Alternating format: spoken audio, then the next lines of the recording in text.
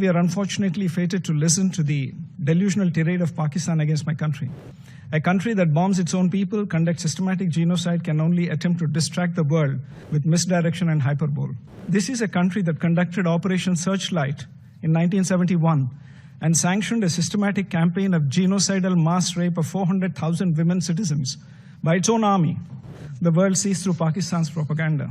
President, at the outset, I congratulate Russia on assuming the presidency and thank the Russian Federation as the President of the Council for holding today's open debate on the topic of women, peace and security.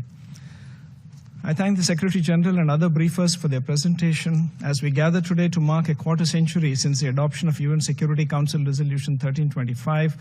We celebrate not merely an anniversary, but a transformative moment that fundamentally reshaped our understanding of peace and security, recognizing that sustainable peace cannot be achieved without the full and equal participation of women. India's commitment to this principle, however, predates this resolution by several decades. India has consistently contributed to UN peacekeeping as an expression of our commitment to global peace. What distinguishes India's peacekeeping legacy is not merely the scale of our contribution, but our pioneering recognition of women as indispensable agents of peace.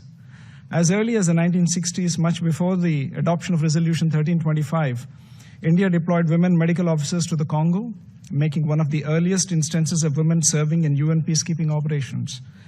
This was not merely a symbolic gesture, but a practical acknowledgement that women's perspectives, skills, and presence are essential to effective peacekeeping.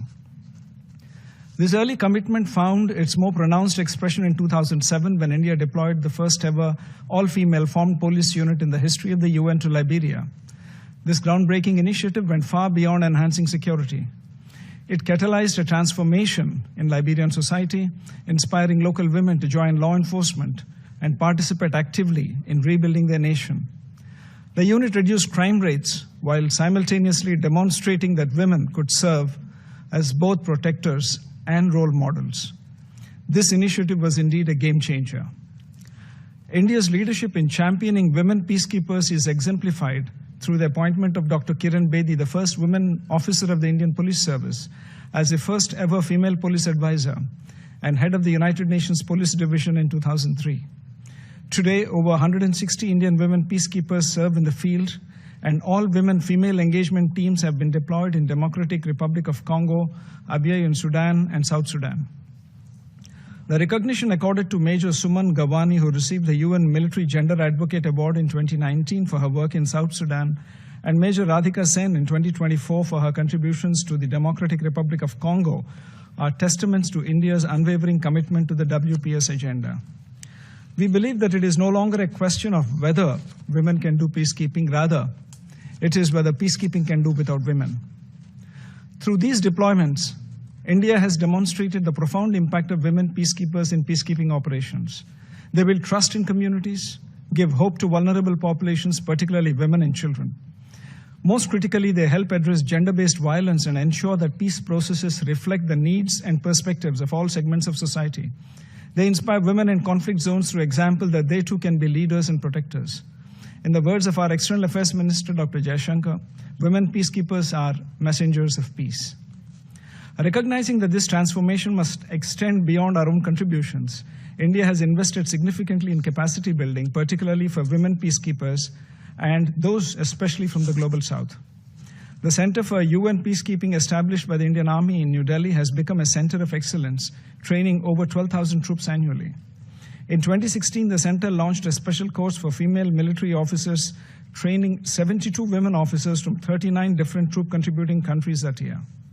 This flagship course equips women peacekeepers with essential skills in operational planning, protection of civilians, prevention of sexual exploitation and abuse, and gender-sensitive leadership.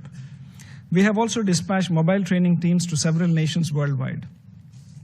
I'm happy to recall that in February 2025, India hosted the International Conference on Women Peacekeepers from the Global South, bringing together women peacekeepers from 35 nations. This two-day gathering examined the evolving challenges facing women in peacekeeping operations, from addressing sexual exploitation and abuse to leveraging technology for enhanced effectiveness. The conference was not merely a forum for discussion, but a platform for developing actionable strategies to increase women's participation and their impact in future peace missions. More recently, in August 2025, India hosted the UN Women Military Officers Course, which saw a participation from 15 countries. President, every year we are unfortunately fated to listen to the delusional tirade of Pakistan against my country, especially on Jammu and Kashmir, the Indian territory they covet. Our pioneering record on women, peace and security agenda is unblemished and unscathed. A country that bombs its own people, conducts systematic genocide, can only attempt to distract the world with misdirection and hyperbole. This is a country that conducted Operation Searchlight in 1971 and sanctioned a systematic campaign of genocidal mass rape of 400,000 women citizens by its own army. The world sees through Pakistan's propaganda. President, as we look ahead, India remains unwavering in its commitment to the women, peace and security agenda. We stand ready to share our expertise with partners, particularly those in the Global South, fostering collective solutions to shared challenges. Thank you, President.